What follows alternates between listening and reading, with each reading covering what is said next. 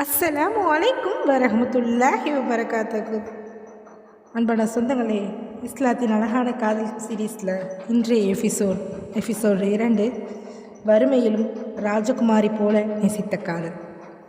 ஒரு சிறிய வீடு, பெரிய வசதிகள் இல்லை, ஆடம்பர வாழ்க்கை இல்லை, சில நேரங்களில் சாப்பிட உணவு கூட இல்லை. ஆனால் அந்த வீட்டில் மட்டும் ஒரு விஷயம் நிறைந்து இருக்குது, அதுதான் அன்பு. அந்த வீட்டில் வாழ்ந்தவங்க அலி ரலியல்லாஹு அன்ஹு அவங்களும் ஃபாத்திமா ரலியல்லாஹு அன்ஹு அவங்களும் தான். ஃபாத்திமா ரலியல்லாஹு அன்ஹு நபிகள் நாயகம் ஸல்லல்லாஹு அலைஹி வஸல்லம் அவர்களுடைய செல்வ மகள். நபிகள் நாயகம் ஸல்லல்லாஹு அலைஹி வஸல்லம் அவங்க வந்தாலே எழுந்து நிற்பாங்க, அவங்களுடைய நெற்றியில் முற்றமிடுவாங்க. அவ்வளவு அன்பாக வளர்க்கப்பட்ட ஃபாத்திமா ரலியல்லாஹு அன்ஹு திருமணத்துக்கு பிறகும் மிகவும் எளிமையான வாழ்க்கையை தான் வாழ்ந்தாங்க. வீட்டுக்கு வேலைக்காரர்கள் இல்லை, தண்ணீர் எடுத்து வர வேண்டும், மாவு அரைக்க வேண்டும், வீட்டு வேலையெல்லாம் தனியாக தான் செய்ய வேண்டும். அதனால் அவங்களுடைய கைகளில் காயம் வந்துச்சு. ஒரு நாள் மிகவும் சோர்வாக இருந்த ஃபாத்திமா ரலியல்லாஹு அன்ஹு அலி ரலியல்லாஹு அவங்கள்ட்ட சொல்கிறாங்க, நம்ம நபி ஸல்லல்லாஹு அலைஹி வஸல்லம் அவங்கள்ட்ட போய் ஒரு வேலைக்காரரை கேட்கலாமா அப்படின்னு.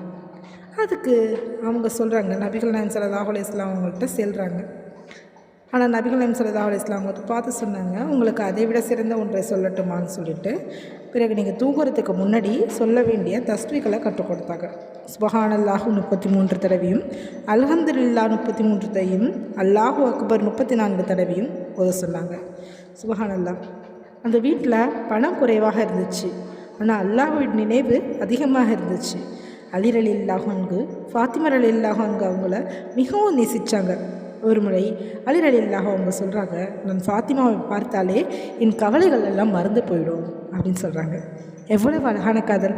இன்று பலர் காதலை பணம் இருந்தால் மட்டும்தான் சந்தோஷம்னு நினைக்கிறாங்க. ஆனால் அலி ரலியல்லாஹு அன்ஹுவும் ஃபாத்திமா ரலியல்லாஹு அன்ஹுவுடைய காதல் வறுமையிலும் சந்தோஷமாக வாழ முடியும் என்பதை கற்றுக் கொடுத்துச்சு. அவங்க வீட்டில் செல்வம் குறைவாக இருந்தாலும் அமைதி இருந்துச்சு, சபர் இருந்துச்சு, ஈமான் இருந்துச்சு.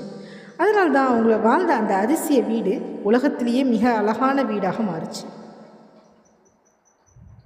இந்த பயான் உங்களுக்கு பிடிச்சிருந்துச்சுன்னா லைக் பண்ணுங்கள், மற்றவர்களுக்கு ஷேர் பண்ணுங்கள், உங்கள் கருத்துக்களை கமெண்ட்டில் பதிவிடுங்க.